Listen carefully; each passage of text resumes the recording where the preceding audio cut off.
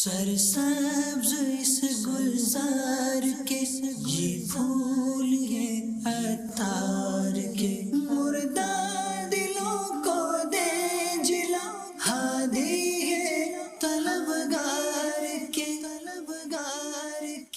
الحمدللہ رب العالمین والصلاة والسلام علی خاتم النبیین اما بعد فاعوذ باللہ من الشیطان الرجیم بسم اللہ الرحمن الرحیم الصلاة والسلام علیک یا رسول اللہ وعلی آلک واصحابک یا حبیب اللہ الصلاة والسلام علیک یا نبی اللہ وعلی آلک واصحابک یا نور اللہ۔ فرمان سیدنا فاروق اعظم رضی اللہ عنہ، بے شک دعا زمین و آسمان کے درمیان ٹھہری رہتی ہے اور اس سے کوئی چیز اوپر کی طرف نہیں جاتی جب تک تم اپنے نبی اکرم صلی اللہ علیہ وآلہ وسلم پر درود پاک نہ پڑھ لو۔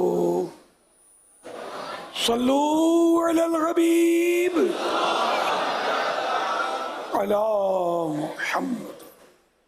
جی میرا پیارے بابا جان کی بارگاہ میں یہ سوال ہے کہ بعض عاشقان رسول یہ عقیدت رکھتے ہیں، یعنی اس طرح کا عقیدہ رکھتے ہیں کہ اولیاء اللہ کے ساتھ کبھی ان کی جو لائف میں پکچر بن جائے، کوئی تصویر آ جائے کیمرے کے ذریعے سے، تو اب ان کی خواہش ہوتی ہے کہ جب میں مر جاؤں تو مرنے کے بعد یہ جو تصویر ہے یہ میرے ساتھ میری قبر میں دفن کی جائے، کیونکہ ہو سکتا ہے کہ امیر اہل سنت اب آپ کی تصویر کے حوالے سے ایک عاشقان رسول تھے، وہ مجھے کہہ رہے تھے کہ میرے پاس ان کی تصویر ہے، تو میرا یہ عقیدہ ہے کہ جب میں مروں گا تو میری وہ تصویر جو ان کے ساتھ آئی ہے ملاقات کے وقت، تو وہ تصویر قبر میں میری ساتھ رکھی جائے۔ ہو سکتا ہے کہ اس کے ذریعے سے، اس تصویر کی وجہ سے، قبر میں ہونے والے معاملات کی وجہ سے اللہ مجھ پر آسانیاں پیدا فرما دے۔ تو کیا یہ اس طرح کا عقیدہ رکھنا، اور دوسرا یہ تصویر قبر میں رکھی جا سکتی ہے، یہ رکھنا جائز ہے؟ اس بارے میں آپ شرعی رہنمائی فرما دیں۔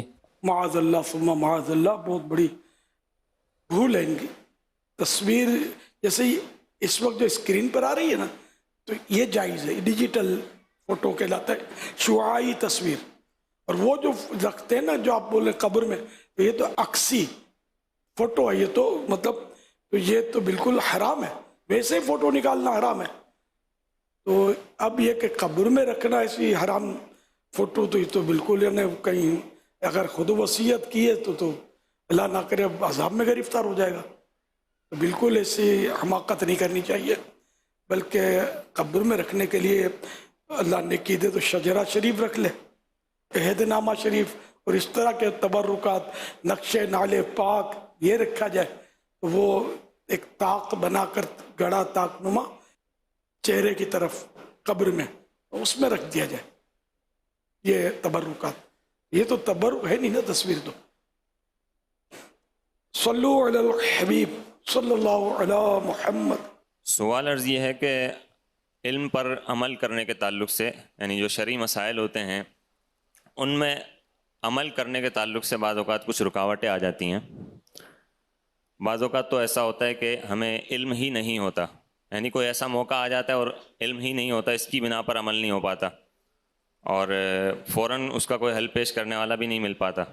اور دوسرے نمبر پہ ایسا بھی ہوتا ہے کہ علم ہوتا ہے لیکن مسئلہ توجہ میں نہیں ہوتا، اور کبھی ایسا ہوتا ہے کہ کوئی آدمی رکاوٹ بن جاتا ہے، یا شرم و حیا کی بنا پر آدمی عمل نہیں کر پاتا، یا ایسا ہوتا ہے کہ غصے میں کبھی کسی کی دل آزاری کر دی، یا باتوں باتوں میں ہم نے جھوٹ غیبت چغلی کر دی۔ تو اس طرح کے کئی معاملات ہوتے ہیں، حقوق العباد کے مسائل ہوتے ہیں، تو اس میں اس طرح کی رکاوٹیں آتی ہیں، اور بھی کئی رکاوٹیں ہوتی ہیں، تو ان پر عمل کے تعلق سے کچھ علمی اعتبار سے اور روحانی اعتبار سے رہنمائی فرما دیں۔ ماشاء اللہ۔ اب ان کاموں کے لیے تو نیک اعمال، یہ رسالہ اپنا جو ہے 72 نیک اعمال عیسائی بھائیوں کے لیے، ان کے مطابق زندگی گزاریں، پھر یہ کہ روزانہ کھانے پر کریں اپنے اعمال کا جائزہ لیتے ہوئے، اور اس کو ہر مہینے کی پہلی تاریخ جمع کروائیں، اور اس پر دوام حاصل ہو، مسلسل یہ کریں۔ اللہ کرے گا تو اس میں ایسی مطلب یعنی کہ باتیں ہیں، ایسے مطالعے بھی رکھے گئے ہیں کہ انشاءاللہ اس طرح علمی خزانہ بھی حاصل ہوگا، دینی معلومات بھی ہوں گی، فرائض علوم میں سے بھی کچھ نہ کچھ معلومات حاصل ہوں گی اگر یہ ان میں جو ہدایات ہیں ان کے مطابق آپ عمل کریں گے تو انشاءاللہ تو یہ جو آپ چاہتے ہیں یہ بھی اللہ کرے گا تو حاصل ہوگا. پھر مدنی قافلوں کے مسافر بنیں، عاشقان رسول کی صحبت میں رہیں اور صرف دعوت اسلامی والے بن کر رہیں. کبھی ادھر جوش میں جا کر کچھ آڑا اوڑی کر کے آ گئے، پھر ادھر آ کر شرافت سے بیٹھ گئے، پھر ادھر جا کر پتھر اٹھا لیا، تو یہ نہ کریں. بس یکدر گیر و محکم گیر، ایک بوا پھڑ تے مضبوطی تے نال پڑ انشاءاللہ. تو پھر جو آپ چاہتے ہیں اللہ کرے گا تو وہ بھی حاصل ہوگا انشاءاللہ الکریم. میرا امیر اہل سنت سے یہ سوال ہے کہ مجذوب کسے کہتے ہیں اور اس کی پہچان کیا ہے؟ ہے بڑا مشکل مجذوب کی پہچان.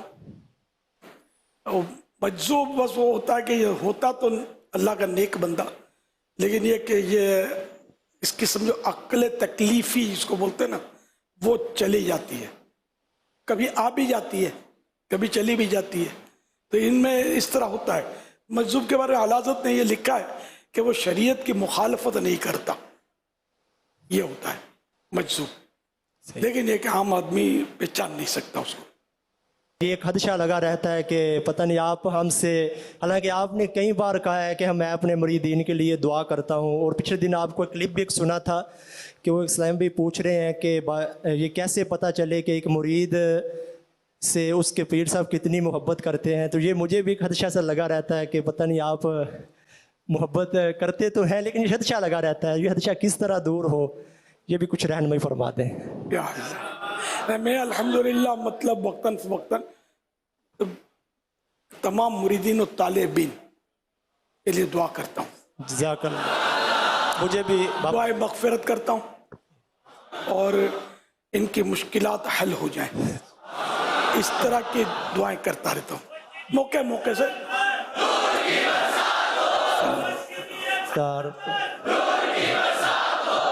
امیر اہل سنت کی بارگاہ میں یہ سوال عرض ہے کہ ہمارے فیصل آباد میں حضور گائیں کو بیماری بہت زیادہ آئی ہوئی ہے جس کی وجہ سے کافی جانور ہلاک ہو چکے ہیں اور بہت سارے جانور بیمار ہیں.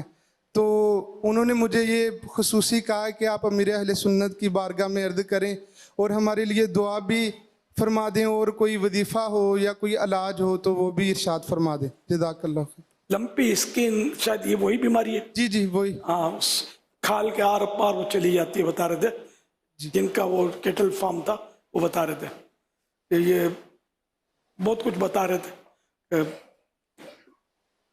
اس میں جانور صحیح ہو بھی جاتے ہیں، یہ نہیں کہ سب مارے جاتے ہیں، صحیح بھی ہو جاتے ہیں، کچھ مر بھی جاتے ہیں.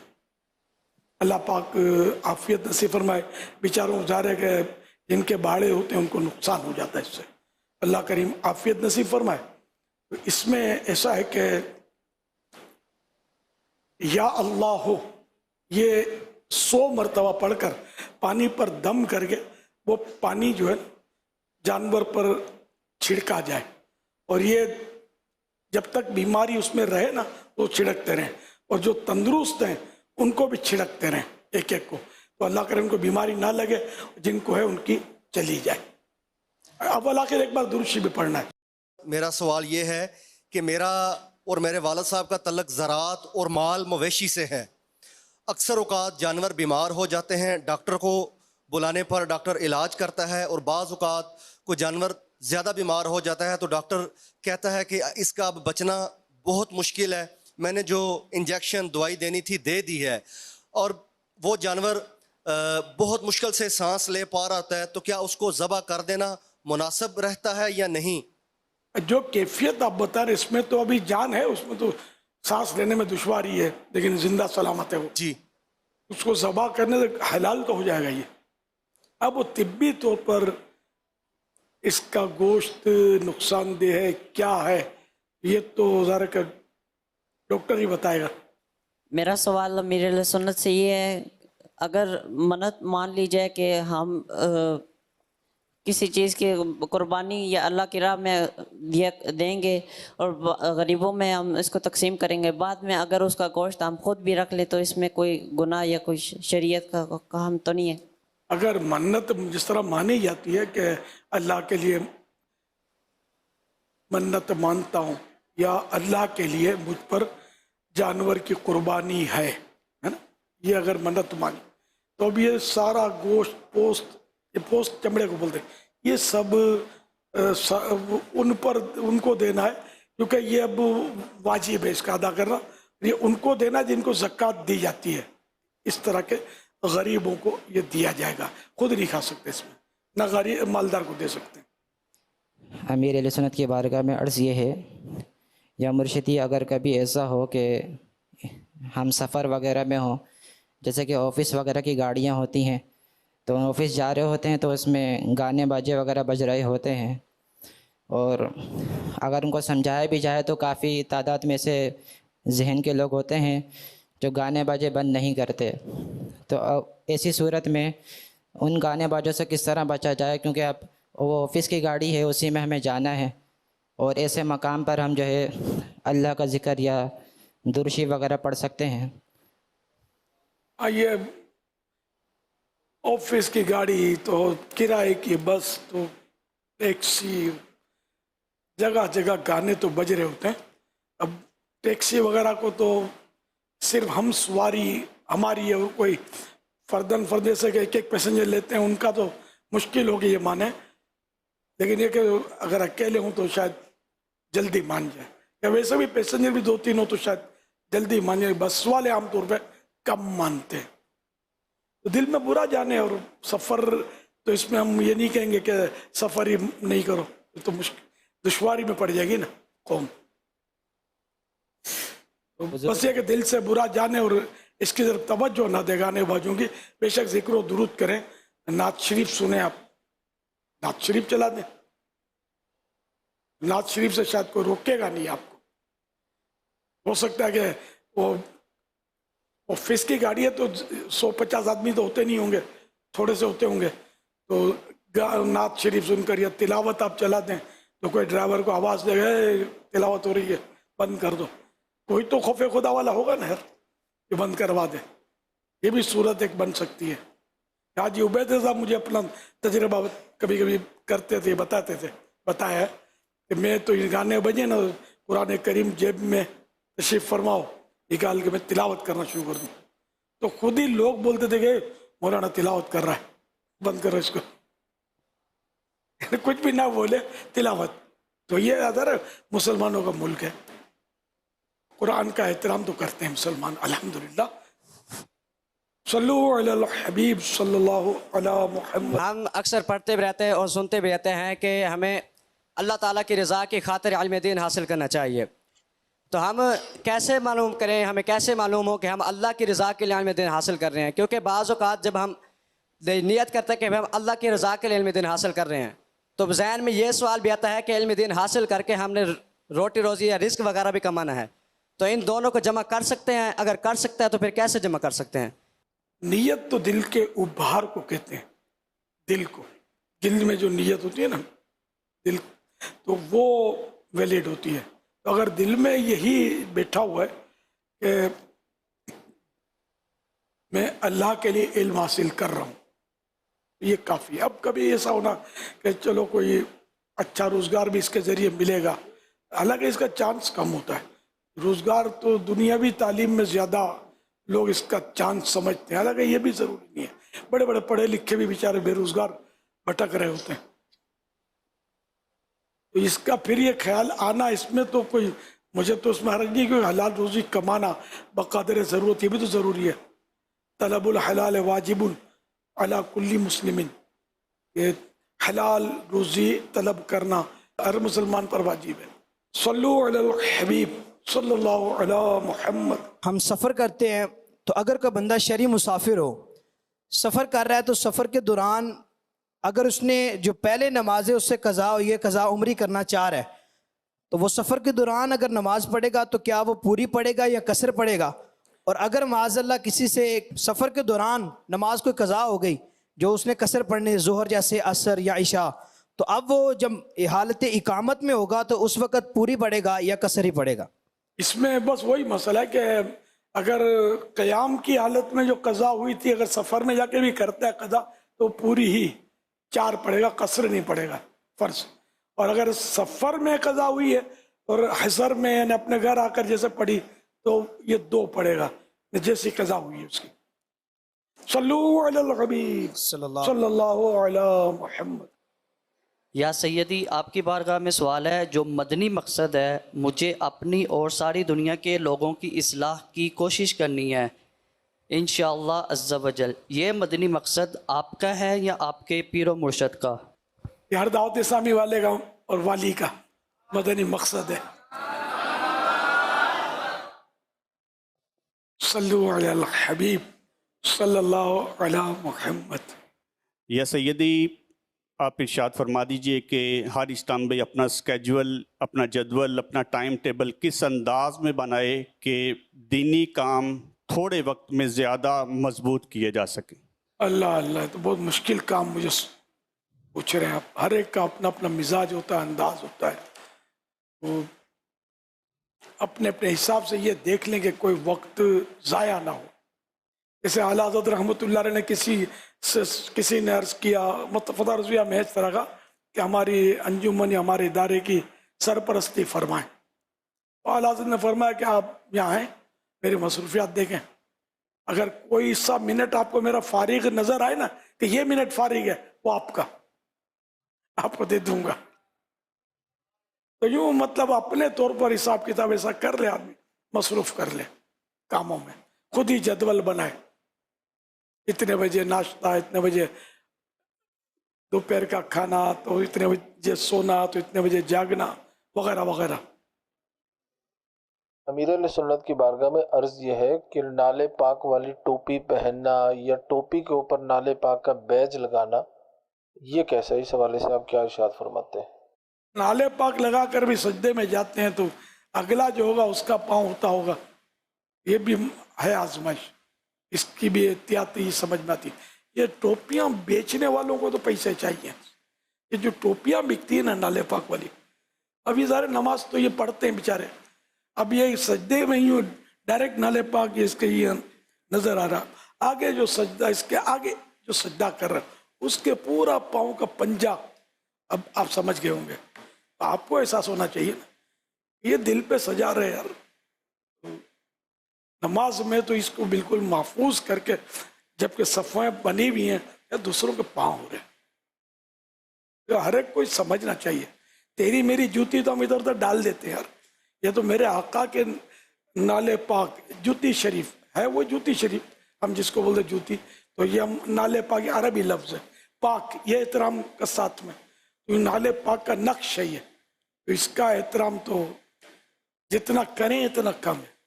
یہ پتہ نہیں واش روم میں بھی پہن کر خدا بہتر جانے چلے جاتے ہوں تو کوئی تعجب نہیں ہے. رکھیں گے کہاں؟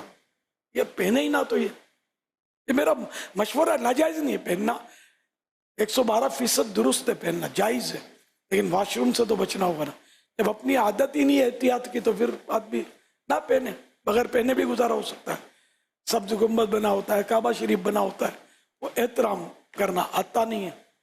یہ سب مسائل تو ہیں. اور پھر یہ کہ ماننا بھی نہیں آتا یار. میں نے تو فلاں علامہ صاحب کو دیکھا تھا، میں علامہ صاحب کو واش روم میں جاتے ہوئے دیکھا تھا کہ کسی کو اتار کے دے گئے تھے. یہ تو نہیں دیکھا تھا نا. ہم علامہ صاحب نہیں ہے نا جو اتنا احترام بھی کرے نالے پاک کے نقش کا. ہم یاد شیخ اپنی اپنی جگہ، اگر میری بات سمجھ میں آتی ہے تو ٹھیک ہے، نہیں آتی تو اپنی سمجھ کا علاج کروائیں، اور کیا کر سکتے ہیں. یہ ایسی ادب کی باتیں جو سنیوں کی سمجھ میں آ جاتی ہیں. الحمدللہ الحمدللہ ہمارا مذہب جو ہے نا، مذہب اہل سنت، یہ مہذب ہے. مذہب مہذب اہل سنت، مہذب تہذیب والا، ادب و احترام والا ہمارا مذہب ہے. ادب بھی ادب ہے، ادب ہی ادب ہے. الحمدللہ بے ادبی کا گزر حقیقی سنی کے پاس نہیں ہے. بے ادبی کا گزر کہ بزرگوں کی بے ادبی کرے، کسی بھی بزرگ کی وہ بے ادبی نہیں کرے گا سنی. کسی صحابی کی بے ادبی نہیں کرے گا، کسی اہل بیت کی بے ادبی نہیں کرے گا، کسی سید زادے کی بے ادبی نہیں کرے گا، علماء کی بے ادبی نہیں کرے گا. یہ ہمارا مذہب جو ہے یہ مہذب ہے، تہذیب والا ہے، با ادب ہے، با احترام ہے. الحمدللہ الحمدللہ. تو عمل ہی سنی بنے. صلو علی الحبیب صلی اللہ علی محمد. یا سیدی آپ کی خدمت میں سوال عرض یہ ہے کہ میں ریئل اسٹیٹ ایجنٹ یعنی پراپرٹی کا کام کرتا ہوں. تو آپ کی خدمت میں سوال عرض یہ تھا کہ میں اپنے ہم منصب جو لوگ ہیں ان میں رہ کر 12 مدنی کام کس طرح کر سکتا ہوں، جبکہ مختلف طرح کے لوگ ہیں وہاں بابا جان اور ہمیں مختلف آفیسز میں بھی جانا ہوتا ہے. تو اس کے لیے رہنمائی فرما دیں، جزاک اللہ خیرہ. بھیا پہلے تو اپنی ذات پر کام کریں. یہ فیلڈ ایسا ہے کہ اس میں اپنی ذات پر کام کرنے میں ہے بہت مطلب ٹف. آپ سمجھ گئے ہوں گے. جی بابا جان. ہے نا. تو جب اپنا کردار ہم پیش نہیں کر سکیں گے تو دوسرا ہم سے قریب کیسے آئے گا، متاثر کیسا ہوگا. یہ کام ہی بڑا مطلب یہ کیا کنسٹرکشن کے کام کیا جی آدمی کتنا ہی صاف ستھرا ہو نا گندا کر دیا جاتا ہے. بچنا بہت مشکل ہے. اور یہ ریئل اسٹیٹ کا کام تو اتنا خطرناک ہے. بعض اوقات تو یہ کہ دوسروں کی دبائی ہوئی زمینیں بھی ہوتی ہیں جو بعد میں کھلتی ہیں. اس کا بھی حق تھا، اس کا بھی حق تھا. پھر قبضہ دار جو ہوتے ہیں ان کے الگ مسائل ہوتے ہیں. یہ بغیر رشوتوں کو تھوڑی جان چھوٹتی ہے. بڑے مسائل ہوتے ہیں ان میں. جی. اللہ پاک عافیت نصیب فرما، کرم فرما اللہ کرے. بہرحال یہ کہ اپنی اصلاح بھی کرنی ہے، جان بوجھ کر گناہ کا کام نہیں کرنا، جان بوجھ کر رشوت کے چکروں میں نہیں پڑنا. اور یہ کام ایسا ہے کہ بچنا جی بابا جو شیر لانے کا مترادف ہے. اللہ پاک حلال روزی، آسان روزی کا کوئی ذریعہ عطا کرے اور بس 2 نوالے کم کھانے پر بھی صبر آ جائے. یعنی سب ریئل اسٹیٹ والے ایسا کرتے ہیں، میری مراد یہ نہ لی جائے. لیکن جو میں کہتا ہوں اس فیلڈ میں جو بھی ہوگا نا تو یہ شاید اگر سمجھدار زیادہ ہوگا نا بولے گا ان کو تو پتہ ہی کچھ نہیں ہے، انہوں نے تو 1-2 باتیں ہی پتہ ہے ان کو. اس میں اتنے لفڑے ہیں، اتنے مسائل ہیں. اللہ کرے دل میں اتر جائے میری بات. جنہوں نے سوال کیا نا یہ خدا نخواستہ یہ نہ سمجھیں کہ آپ کو میں غلط کہہ رہا ہوں کہ مجھے آپ کو تو مجھے پتہ ہی نہیں نا آپ کے، اس لیے میں نے احتیاطاً عرض کر دیا کہ سارے ایسے ہوں یہ ضروری نہیں ہے، یہ مراد نہ لی جائے.